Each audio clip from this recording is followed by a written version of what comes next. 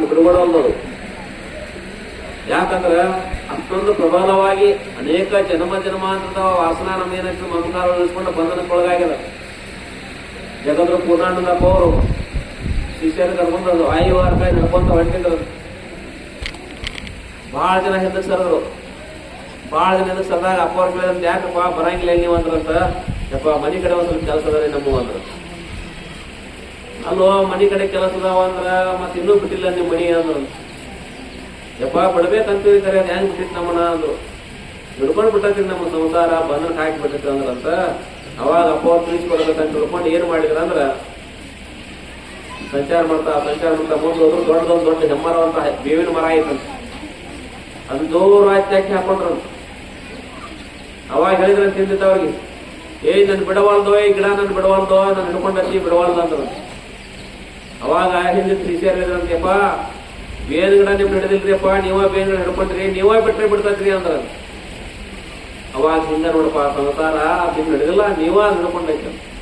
ಬಹಳ ದಿನ ಬರ್ಬೇಕಂತಾರ. ನೀವ್ಯಾಕ ಬಂದ್ ಆರಾಮ್ ಕುಂಡ್ರಬೇಕಂತಾರ. ಮತ್ತೇನ್ ಅನ್ಸ್ತದಂದ್ರ ಏನಪ್ಪಾ ಈಗ ಹೋಗಿ ಏನ್ ಮಾಡೋದಲ್ಲ ಅಂಟಿವಲ್ಲ. ಒಟ್ಟ ಹೋಗ್ಬಿಡ್ತು ಮಂಗಳಾರದಾದ್ಮೇಲೆ ಹೋಗೋಣ ಕೇಳಿದ್ರಂತ. ಇಲ್ರಿಪ್ಪ ಬರ್ಬೇಕಂತೀವೋ, ನಮ್ ಎಮ್ಮಿ ಕರೆ ನೀರು ಕುಡಿಸಿದ್ದಿಲ್ಲ. ಇಲ್ರಿಪ್ಪ ಬರ್ಬೇಕಂತೀವೋ, ಒಂದ್ ಸ್ವಲ್ಪ ಮನೆ ಕಡೆ ಯಾರು ಇದ್ದಿಲ್ಲ. ಯಾಕಂದ್ರೆ ಸಂಸಾರ ಬಂಧನ ನಮ್ಮನ್ನ ಹಿಡ್ಕೊಂಡು ಬಿಟ್ಟದ. ಅದಕ್ಕ ಯಾರ್ಯಾರು ಹಿಡ್ಕೊಂಡಿದ್ದ ಎಂತ ಮಾತ್ರ ಅಂತ ದರ್ಗದ ಮಳೆಯಾಳಾಚಾರ ನಾಗಲಿಂಗಪ್ಪ ಹೊಂಟಿದ್ದ. ಮೋಹ ಎಷ್ಟು ಕೆಲಸ ಮಾಡ್ತೈತೆ ನೋಡ್ರಿ.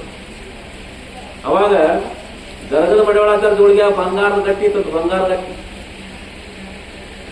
ಹೊತ್ತು ಮಣ್ಣೊಳಗಾಗಿ ನಾಗಲಿಂಗ ಅಂತ ಅಂತಿರುತ್ತ. ನಾಗಲಿಂಗಪ್ಪ ನೋಡಪ್ಪ, ವಸ್ತಿ ಮಾಡೋದು ಮಾಡ್ತೀವಿ, ಚಲೋ ಒಂದು ಊರಾಗ ವಸ್ತಿ ಮಾಡಿಸ್ ನಮ್ಮನ್ನ.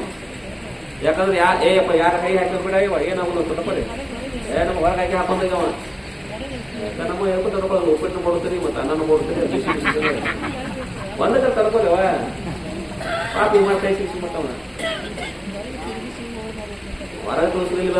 ಹೊರಗೆ ತೋರಿಸೋದಾಗತ್ತ ಕೈ ತಡ್ಕೊಳ್ಳೋದು. ಏನ್ ಮಾಡೋದು ನಮ್ಮ ಮಜ್ಜಿನ ಹೊಡ್ತಾರ, ಮತ್ತೆ ಉಪ್ಪಿಟ್ಟು ಬಿಸಿ ಹೊಡ್ತಾರ, ಇಲ್ಲಿ ಬಂದು ಅರ್ಗ ಆಗಕತ್ ಬಿಡ್ತದ. ನಮ್ಮ ಅವ್ರು ಹೆಂಗ್ ಕೊಡ್ತಾರ, ಕಾಲ್ ಜಾಸ್ತಿ ಕೊಡ್ತಾರ, ಕೈ ಜಾಸ್ತಿ ಕೊಡ್ತಾರ ಅಂತ ಕೊಟ್ಟಿರ್ಬೇಕು. ನೀವು ಇರ್ಲಿ, ಬಹಳ ಸಂತೋಷ. ನಾಗಲಿಂಗ ಅಂತ ಹೇಳಿದ ಕರೆದು ಬಿಡಪ್ಪ. ನೋಡಪ್ಪ ನಾಗಲಿಂಗಪ್ಪ, ಯಾವ್ದಾರ ಊರಾಗ ವಸ್ತಿ ಮಾಡಿದಿತ್ತಂದ್ರ ನೋಡ್ ಚಲೋ ಊರಿದಲ್ಲಿ ವಸ್ತಿ ಮಾಡಿಸು. ಯಾಕಂದ್ರೆ ಹುಟ್ಟಾಕೊಂಡವ್ರು ಕರೆದು ಬಿಡೋರು ಕಣ್ಣು ಕಾಣಿಸ್ತಿದ್ದಲ್ಲ ಅವ್ರಿಗೆ. ಅವಾಗ ನಾಗಲಿಂಗ ಅಂತವ್ರಿಗೆ ತಿಳಿತು, ಯಾಕೆ ಹಿಂಗಂತಾನ ಮಡಿವಾಳಪ್ಪ, ಯಾಕೆ ಹಿಂಗಂತಾನ ಅಂತ. ಅವಾಗ ಆಯ್ತಪ್ಪ ತಿಳ್ಕೊಂಡ ವಸ್ತಿ ಮಾಡ್ತಿರೋ. ಮುಂಜಾನೆ ದಂಡಿಗೆ ಸ್ನಾನ ಮಾಡ್ತಿರು, ನದಿ ಸ್ನಾನ ಮಾಡ್ಕೊಂಡು ಮತ್ತೆ ಮುಂದಿಗೆ ಹೋಗ್ತಿದ್ರು.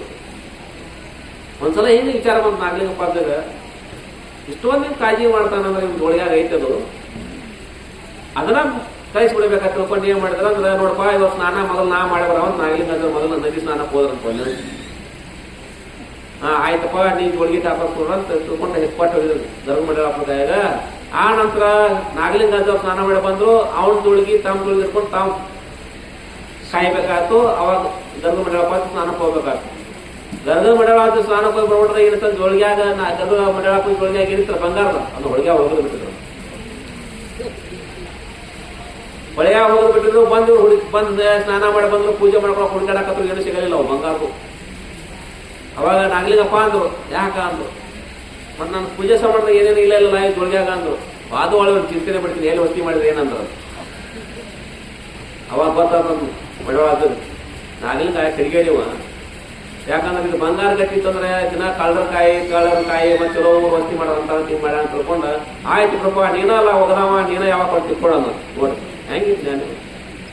ಅವಾಗ ನಿಶ್ಚಿಂತವಾಗಿ ನಿದ್ದೆ ಮಾಡಾಕತ್ರಂತ ಇಬ್ರು.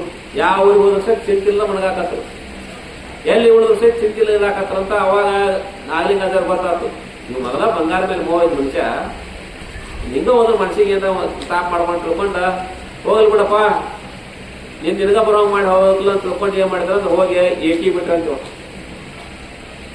ಮಡಿವಾಳಪ್ಪ ಇಲ್ಲಿ ಬಂದ್ ತೊಗೊಂಡು ನಿನಗೆ ಅವ್ರು ಹೋಗಿದ್ದಲ್ಲ, ಇಲ್ಲಿ ಬಂದ್ ತೊಗೊಂಡು ತಗೋ ಅಂದ್ರ ಅದು ಬಂಗಾರ ಆಗಿತ್ತಂತೀವ. ಅದಕ್ಕೆ ಹೇಳಕ್ ಕಾರಣ ಏನಂದ್ರೆ, ಅಂತ ಆತ್ಮರು ಸಹಿತ ಏನ್ ಮಾಡ್ತದ, ಮಮಕಾರ ನಂದನ್ನಂತದು ನಮ್ಮದು ಅನ್ನಂತ ಏನ್ ಮಾಡ್ತದನ ಬಂಧನಕ್ಕೆ ಹಾಕ್ತದ. ಅದಕ್ಕಾಗಿ ನಿಂತ್ಕೊಂಡ್ರೆ ಏನ್ ಹೇಳ್ತಾರ ಅಂದ್ರೆ, ಮಮಕಾರದಿಂದ ಮಿಕ್ಕಿನ ಬಂಧ ಮುಂತೆ ನಮ್ಗೆಲ್ಲಾ ಕಟ್ಟಿ ಹಾಕಿದ್ದಲ್ಲ ಇದು ಯಾವುದು ಮಮಕಾರ ನಮ್ದು ನಾನು ನೋಡುದು ನೋಡ್ರಿವ ಇಲ್ಲ ನೋಡು ಓಡಾಡ್ತಿತ್ತಂದ್ರ ನಿಮ್ಮ ಮೊಮ್ಮಗನ ಬಿತ್ತಂದ್ರೆ ಓಡೋಗಿ ಎದ್ದು ಎತ್ಕೋತೀರಿ. ಅದ ಯಾವ್ದು ಹುಡುಗ ಬಿದ್ರೆ ಹುಡುಗ ಸಾವಕಾಶ ಓಡಬೇಕಿಲ್ಲ ನೋಡ್ಕೊಂಡು ಓಡಾಡುವ ಅಂತೀವಿ ನೋಡ್ರಿ. ಯಾಕೆ ನಮ್ಮದು ನನ್ನದು ಅನ್ನೋ ಮಮಕಾರ ಐತಲ್ಲ ಅದೇನ್ ಮಾಡ್ತದ ಬಂಧನಕ್ಕೆ ಆಗ್ತದ, ದುಃಖಕ್ಕೆ ಈಡು ಮಾಡ್ತದ. ಅದಕ್ಕಾಗಂದ್ರು ಇದೆಲ್ಲ ಏನಂದ್ರ ದೇವನ ಮನೆಗೆ ಈ ಜಗವಲ್ಲ, ಬಾಡಿಗೆದಾರರು ಜೀವಿಗಳೆಲ್ಲ ನಾವೆಲ್ಲ ಹೆಂಗ್ ತಿಳ್ಕೊಂಡ್ರ ದೇವನ ಪರಮಾತ್ಮ ಮನೆಯಪ್ಪ ಇದು, ನಾವೆಲ್ಲ ಬಾಡಿಗೆದಾರ ತಿಳ್ಕೊಂಡು ಈ ರೀತಿ ಇದ್ದೀವಿ ಅಂದ್ರೆ ಏನು ಮೋಹ ಆಗಂಗಿಲ್ಲ. ನೀವ ಕಟ್ಸಿದ ಮನಿ ಇತ್ತು ಅಂದ್ರೆ ಬಹಳ ಸುಂದರವಾಗಿ ಕಟ್ಸಿದ್ರಿ, ಬಹಳ ಚಲೋ ಇತ್ತು ಮನಿ ಅನ್ನೋದಂದ್ರೆ ಆ ಮನಿ ಒಂದ್ ಸ್ವಲ್ಪ ಎಲ್ಲಾರ ಮಸಿ ಹಚ್ಚಂದ್ರೆ ಏನ್ ಮಾಡ್ತೀರಿ ಹೇಳ್ರಿ? ತಂಗಿ ಕೈ ಗೊತ್ತಾಗೋದಿಲ್ಲ, ತಂಗಿ ಎಲ್ಲಿ ಬೇಕಲ್ಲ ಒರೆಸೋದನ ಅಂತೀರಿ. ಅದ ಬಾಡಿಗೆ ಮನೆ ಆಗಿದ್ರಂದ್ರ ಎಲ್ಲಿ ಬೇಡ ಏನಾಗತ್ತೆ, ನಮ್ಮ ಬಾಡಿಗೆ ಮಗ ಬಣ್ಣ ತಾನ ಹಚ್ಕೋತಾನಂತೆ ಅಂತೀರಿ. ಹಂಗ ಏನಾಗೈತಂದ್ರ ಮೋಹ ಮಮಕಾರ ನಮ್ಮ ಏನ್ ಮಾಡ್ತದಂದ್ರ ಬಂಧನಕ್ಕೆ ಇದು ಮಾಡ್ತದ, ದುಃಖಕ್ಕೆ ಇದು ಮಾಡ್ತದ. ಅದಕ್ಕಾಗಿ ನಿಂತ್ಕೊಂಡು ಏನ್ ಹೇಳ್ತಾರಂದ್ರ ನೋಡಪ್ಪ, ಮೋಹ ಮಮಕಾರವನ್ನು ಸಂಸಾರ ವಿಷಯಗಳಲ್ಲಿ ಇಡಬೇಡ, ನೀ ಏನ್ ಹೇಳೋದ್ರ ಅದೇ ಪರಮಾತ್ಮ ಸ್ವರೂಪ ಅಂತ ಗುರುವಿನ ಪಾದಕ ಮೋಹ ಮಮಕಾರ ಮಾಡಿದ್ರೆ ಏನ್ ಮಾಡ್ತದ ಮುಕ್ತರನ್ನ ಹೆಂಗ್ ಮಾಡ್ತದ. ಅದಕ್ಕಾಗಿ ನೀ ಏನ್ ಮಾಡ್ಬೇಕಾಗಿತ್ತಂದ್ರ ಅಂತ ಮಮಕಾರವನ್ನು ವಿಷಯಾದಗಳಲ್ಲಿರುವಂತಹ ಮಮಕಾರವನ್ನು ಬಿಟ್ಟು ಆ ಸದ್ಗುರುನಾಥನ ಲಿಂಗ ಪೂಜೆಯಲ್ಲಿ ಮಮಕಾರ ಹೊಂದು, ಸದ್ಗುರುನಾಥ ಸ್ಥಾನ ನಂದಂತ ಮಮಕಾರ ಹೊಂದು, ನಿನ್ಗೇನಾಗ್ತದ ಮೋಕ್ಷ ಆಗ್ತದ. ಅದಕ್ಕಾಗಿ ಜಗದ ಶಿವಾನಂದ ಅಪ್ಪ ಹೇಳಿದ್ರು, ಯಪ್ಪ ನೀವೆಲ್ಲ ಇಲ್ಲಿ ತನಕ ನಮ್ಮನ್ನು ಸಾವ ತನಕ ನೀವು ಮಾಡ್ದ ಸೇವಾ ಮಾಡ್ಕೊಂಡ್ರಿ, ಏನೆಲ್ಲ ಮಾಡಿದ್ರಿ, ಮುಕ್ತಿ ಹಾಕ ತಂದಿರಿ.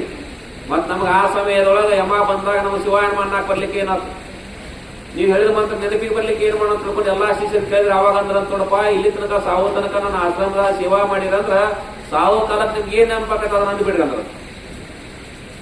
ಎಲ್ಕಿ ಓದಿ ಅನ್ರಿ ಕೈಯಾಗ ಕಸ್ಬರಿ ಕಸ ಹೊಡೆದ ಕಸ್ಬರಿ ಗಂಟ್ರಿ ನಿಮ್ ಮೋಕ್ಷ ಕೊಡ್ತಾರೆ. ನಿಮಗ್ ಅಷ್ಟ ಅಲ್ಲ, ಈ ನಾಯಿ ಏನ್ ಮಾಡ್ತೀರಿ ಮಾಡ್ತಾ ಶಿವ ಮಾಡ್ತಾ ನಾಯಿ ಹಿಡ್ಕೊಂಡ್ ಕಂಟ್ಲಿ ಎತ್ತಿ ಸೇರಿ ಮೋಕ್ಷ ಆಗ್ತೀರಿ ಅಂತ ತಿಳ್ಕೊಂಡು ಹೇಳಿದ್ರು. ಅದಕ್ಕೆ ಜಗದ ಶಿವಾನಂದಪ್ಪ ಅವರು ಅಂತ ದಿವ್ಯವಂತ ಶಕ್ತಿಯನ್ನು ನಮ್ಮ ನಿಮ್ಗೆ ಕರುಣಿಸಿದ್ರ, ಅದೇ ಶಕ್ತಿಯನ್ನು ಜಗದ ಪೂರ್ಣಾನಂದಪ್ಪ ಅವರು ಸೋಮನ ಪಕ್ಕತ್ತನ್ನು ಹೊತ್ಕೊಂಡು ಬಂದು ಇಲ್ಲಿ ಬಿಚ್ಚಾರ್ಯವ ಗಂಟ. ಅದಕ್ಕೆ ಎಂತ ಗಂಟೊಳಗೆ ನಾವು ನೀವೆಲ್ಲ ಏನಾಗೈತಂದ್ರೆ ಪಾವನಮಯ ಅಂತ ಪುಣ್ಯಮಯ ಕ್ಷೇತ್ರದೊಳಗ ನಾವು ನೀವೆಲ್ಲ ಏನಾಗಬೇಕೈತೆ ಅಂತ ಪುಣ್ಯದ ಬುದ್ಧಿಯನ್ನು ಬಿಚ್ಚಿಕೊಂಡು ನಾವು ನೀವು ಜೀವನ ಮಾಡೋಣ ಅಂತ ಅಮೃತಪಾಯ ಅಂತ ಶಕ್ತಿಯನ್ನ ಜಗದ ಶ್ರದ್ಧಾನಂದಪ್ಪ ಈ ನಾಡಿಗೆಲ್ಲ ತೋರಿಸ್ಕೊಟ್ಟು ಹೋಗ್ಯಾನ. ನೀವೆಲ್ಲ ಸೇವಾ ಮಾಡ್ರಿ ನೀವೆಲ್ಲ ಏನಾಗ್ತದೆ, ನಿಮ್ಗೆಲ್ಲ ಓದಾಕ್ ಬರಲಿಲ್ಲ ಅಂದ್ರೆ ಹೋಗ್ತು, ನಿಮ್ಗೆ ಜಪ ಮಾಡ್ಲಿಕ್ಕಂದ್ರೆ ಹೋಗ್ತು, ನೀವೇನು ಮಾಡ್ಲಿಕ್ಕೆ ಬರೀ ಈ ಸ್ಥಾನದಾಗ ಬರೀ ಸೇವಾ ಮಾಡ್ರಿ, ಈ ಸ್ಥಾನದ ಅಂಗದ ಒಳ್ಳಾಡ್ರಿ ಮುಕ್ತಾಕ ತಿಳ್ಕೊಂಡು ಇಂಥ ಪುಣ್ಯಕ್ಷೇತ್ರ ಮಾಡೋ ಇದ್ರ ಪುಣ್ಯಾಸ್ತ್ರ. ಅದಕ್ಕಾಗಿ ನಾವು ನೀವೆಲ್ಲರೂ ಅಂತ ಮೋಹ ಮಮಕಾರವನ್ನು ತರಲು ನಾವೇನ್ ಮಾಡ್ಬೇಕಾಯ್ತು, ಜಗದೂರು ಶ್ರದ್ಧಾನಂದಪ್ಪನ ಪಾದವೇ ಗತಿ ತಿಳ್ಕೊಂಡು ಜಗದ ಪುರಾಣದ ಗತಿಗೆ ನಮ್ಮ ಗತಿ ತಿಳ್ಕೊಂಡು ಯಾರ ಜೀವನವನ್ನ ಸಾಗಿಸ್ತಾರ, ಜೀವನ ಕಲ್ಯಾಣ ಆಗ್ತದ ಅಂತ ಕಲ್ಯಾಣ ಮಾಡ್ಕೊಳ್ತಾ ಸದ್ಬುದ್ಧಿ ನಮ್ಮ ನಿಮ್ಮ ಪಟ್ಟ ಕಾಪಾಡಿ ಹೇಳ್ತಾ ಪ್ರಥಮವಾಗಿ ಮೊದಲಿಗೆ ನಮ್ಮ ಲಿಂಗಪ್ಪನ ಸೇರಿದ ಸಹಿತ